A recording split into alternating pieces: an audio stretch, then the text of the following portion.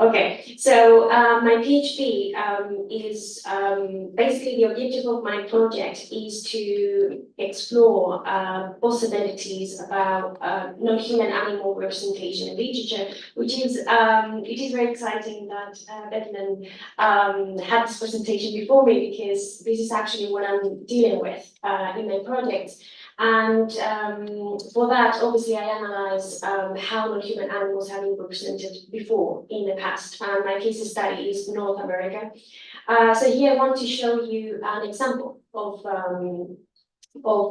this project that I'm carrying out about literary naturalism, because normally people, when they think about literature, it has different names.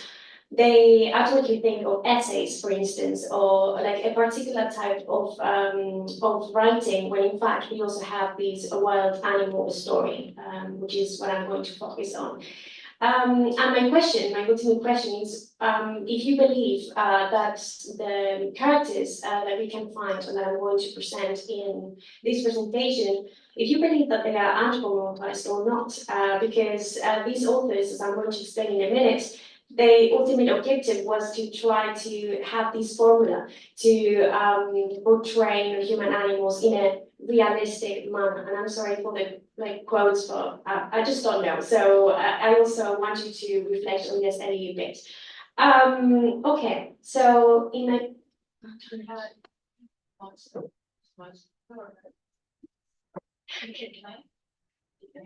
I'm like a grandma with technology, so I'm Okay, good, thanks. Okay, so first of all, I'm going to give you a very brief introduction to naturalist literature, and then I'm going to focus, since my case study is North America. I've decided to focus on one author from Canada, Ernest T, Seton, and then one from the US, Jack London. I focused on North America, by the way, this case study, because the wild animal story was very, very common to see in this country.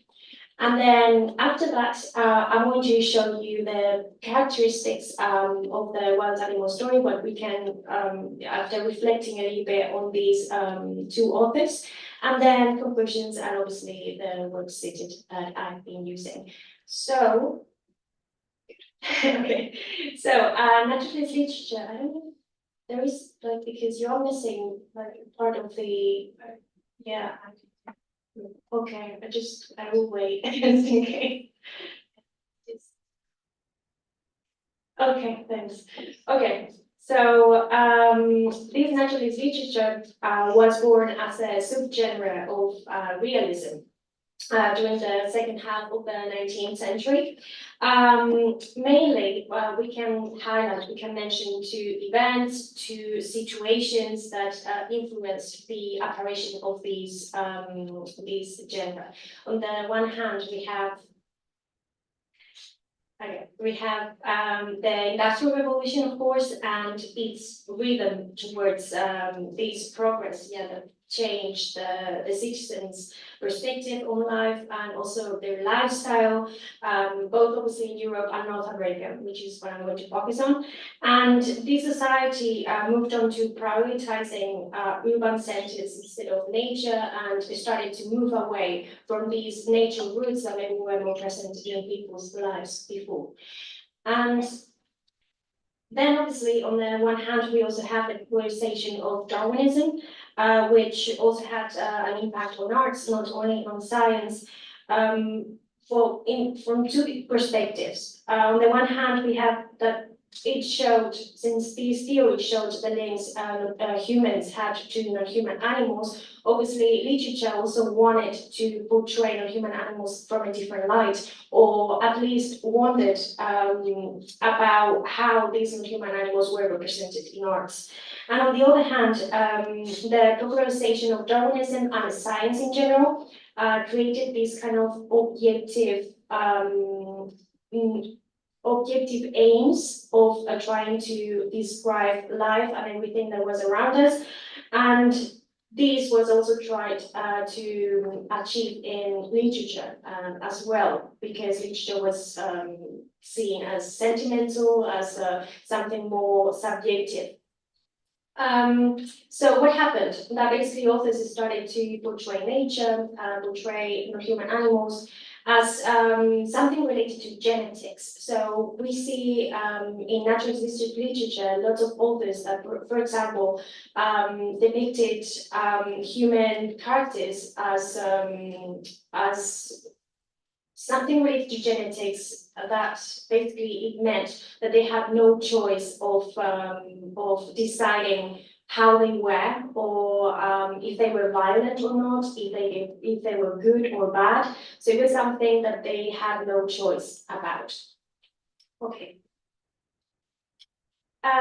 So taking all this into account, I've noticed two types of naturalist literature. On the one hand, we have the scientific realm, where basically we see lots of texts, essays mainly, whose attempt is the natural history, to speak a little bit about that. And this is normally which is worldwide known when we speak about naturalist literature, as I have said before.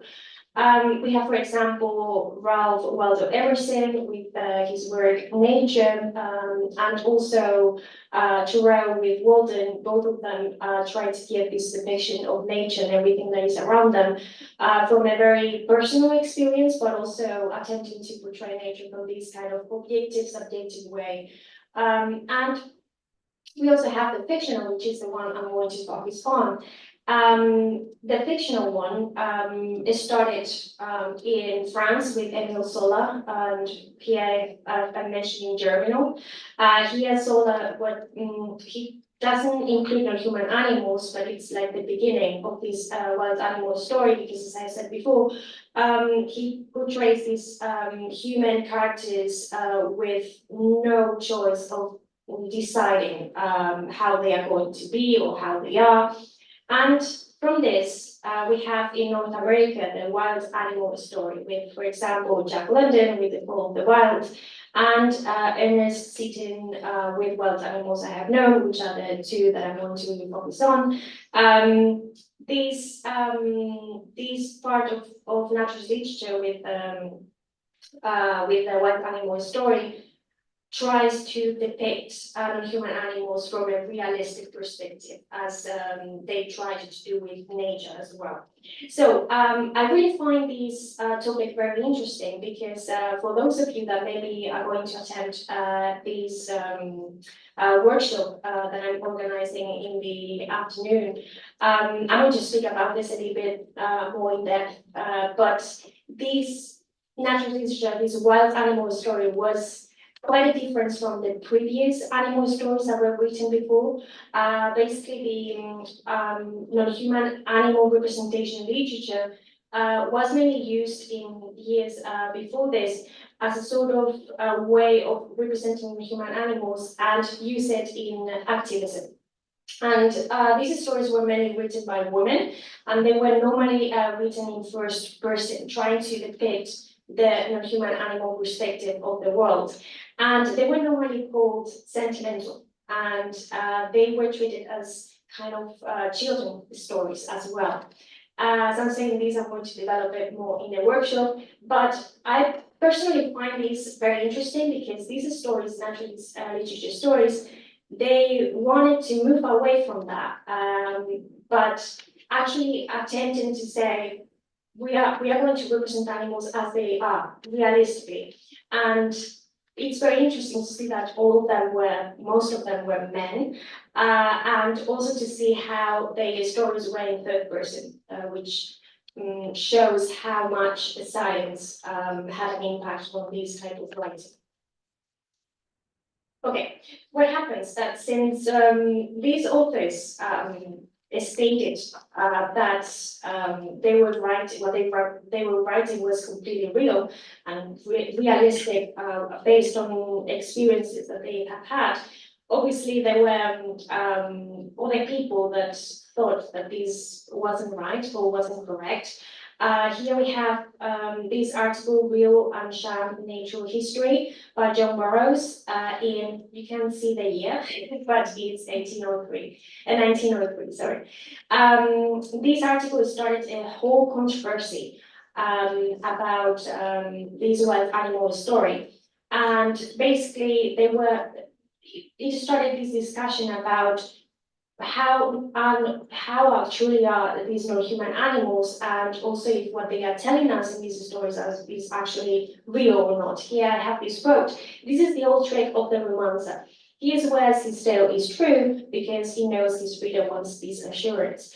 It makes the thing taste better. But those who know the animals are just the ones Mr. Thompson Seton, the author that I'm mentioning, cannot fool. Any country boy knows that the rabbit takes no account of barbed wire fences or briars and brambles as means of punishing the dog that is pushing him. If these things were universal, it is possible that in the course of long generations, rabbits might learn to interpose them between themselves and their enemies. Possible, but not probable. And obviously, if you want to read the article, it's not very, very long, and it's actually very interesting, and it's always like criticizing these authors. Taking this into account, I'm going to give you really briefly some ways which used by these two authors, Seton and Jack London, to portray these non-human animals in a realistic way.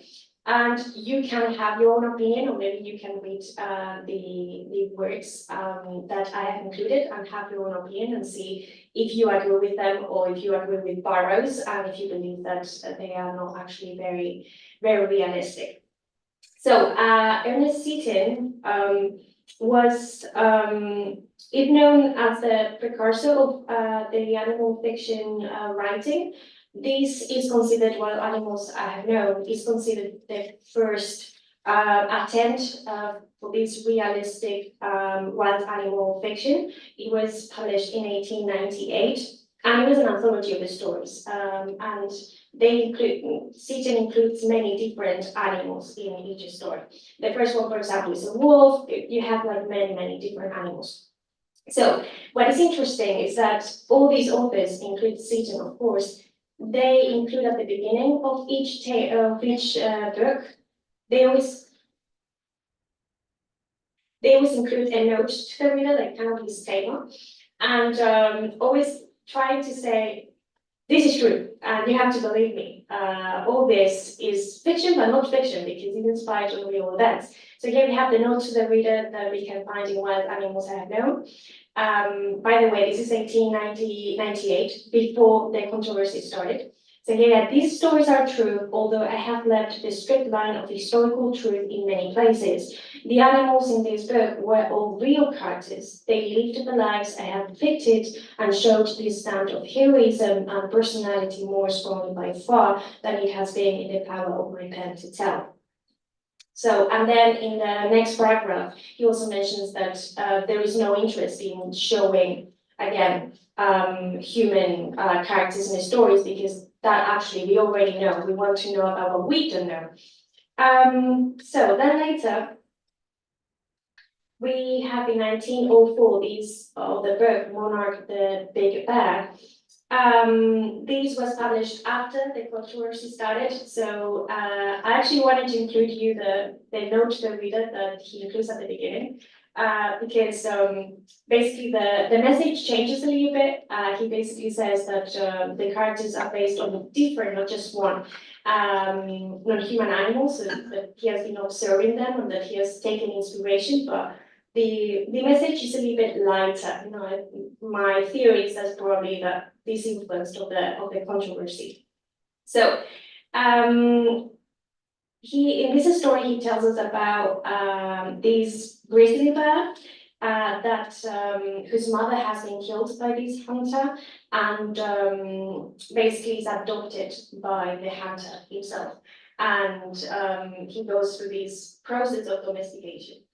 Finally, I'm not giving you spoilers just in case you want to read it, but in the story, he manages to run away and he grows up, and the rest of the story is the hunter that used to be with him, and the grizzly bear the hounds trying to hunt him, not knowing that is the grizzly bear he was with. So the dynamics are very, very interesting. But here I have included 3 ways in which, obviously we have more, but here I have just taken some of them, in which Seton tries to portray the grizzly from a less anthropomorphized perspective. The first one would be focusing on the senses a lot. Here, for example, we have Jack, the grizzly, had but little of the usual training of a young bear, but he had a few instincts, his birthright, that stood him well in all the main issues, and his nose was an excellent guide. So all of the story, we see how he describes the smells quite a lot, which I particularly find quite interesting. It's like I really see like a challenge for the author in trying to describe maybe a smell that we are not really aware of. Then the second one would be these killing instincts, this kind of cruel nature that was very present in all these wild animal stories. He had been living on roots and berries for weeks and now began to experience that hankering for flesh that comes on a very candid vegetarian with dangerous force from time to time. So here we also have a lot of moments in the story where he's kind of possessed by this need for killing. And then the third, we have this complicated dichotomy between human and animal, the hunter and Jack the grizzly, because they don't actually understand each other. And it's something that is very, very present in the story. One was to hunt him, and the other one was to run away, but they don't actually know what's going on in the mind of the other. We have the bear and man each took a hasty breath and walked below the surface, each wondering, according to his intelligence, what the other will do. And as I'm saying, this is something very, very present in the story. So, and then we have Jack London. So this man, as many Americans and Canadians of his time, he basically went in the gold rush to get gold and be rich, but didn't end up very well, I have to say. He basically didn't get any gold, but he went back home with a lot of experiences and stories to tell. So basically, he always defended that out of this experience, he got lots of inspiration to write these stories related to nature and wild animals, and that they were all inspired in these in his life. So here we have The Call of the Wild is the most famous one, I think. He has lots of works that are quite famous, but this one was a boom. Here we have a quote of a reviewer that it was published. He says, "The story is vital and true, and through it you feel the lash of the northern wind, the oppression and the exaltation of the undiscovered primitive land, the mysterious, virtually poetic touch of the primitive nature. You yourself hear the insistent call of the wind, the wild." So here we have this opinion that was very, as I'm saying, widely repeated. Yeah, this feel that this story is what true nature is, what a true non-human animal is. And now I'm going to show you the ways I've noticed. Okay, Buck is the main character. In this story, we have this Buck that basically goes through this process of the domestication. He goes from living in a house, being a dog in a family, to living in the wild. So the first one would be the no anthropomorphization. Here we have Buck. This is at the beginning of the book. Buck did not read the newspapers, or he would have known that trouble was brewing, not alone for himself, but a very tight water dog, strong of muscle and with warm, long hair. So here we have every time they try not to be portrayed as a human, is always by the lack of things he can do, which I find quite interesting, and always in the sense of but can't do this. If not, he would have done this, like the human option.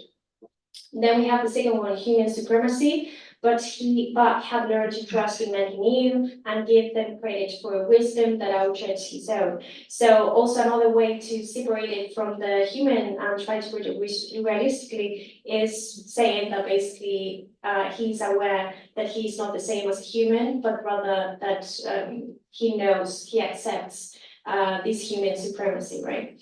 And then the third would be the motto of nature is the same as kill or be killed.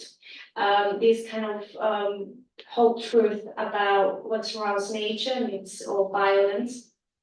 We have here his development or retrogression, which is something that really interests me because the author portrays this process of becoming wild as sort of stepping backwards. Was raped, and not only did he learn by experience, but instincts long dead became alive again.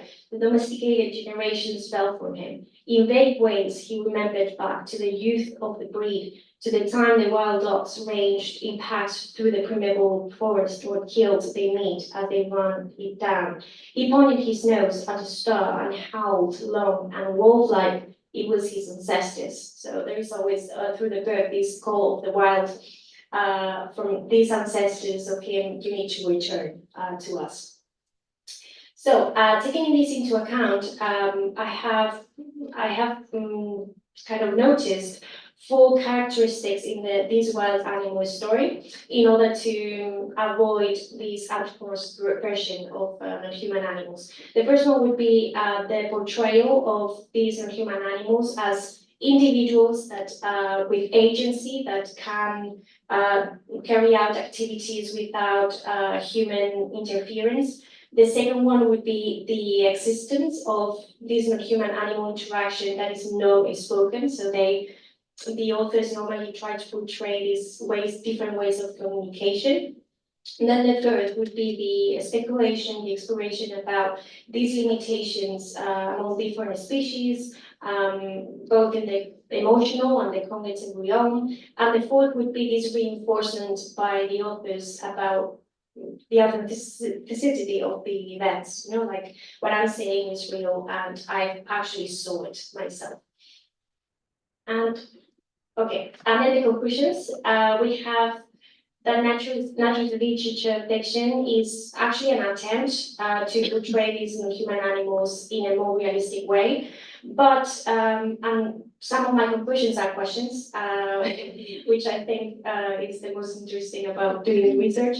My question is, are they actually objective, they achieve their goal or not? Or maybe now that we are looking back on it and it's been more than 100 years, maybe we have new ways of portraying non-human animals that can actually avoid this anthropomorphization.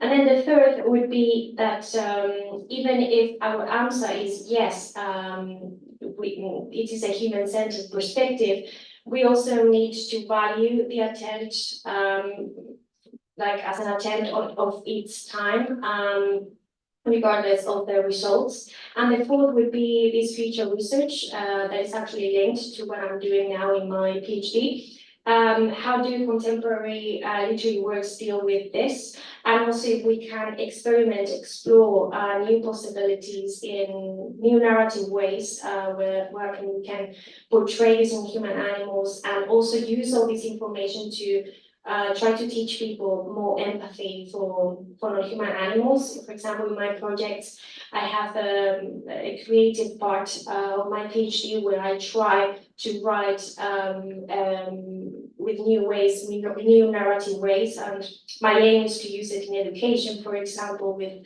workshops for teenagers, for other people, adults as well. And I think it's a good way to try to work on these topics. And these are the resources that I've used, and I really appreciate your attention. Thank you so much.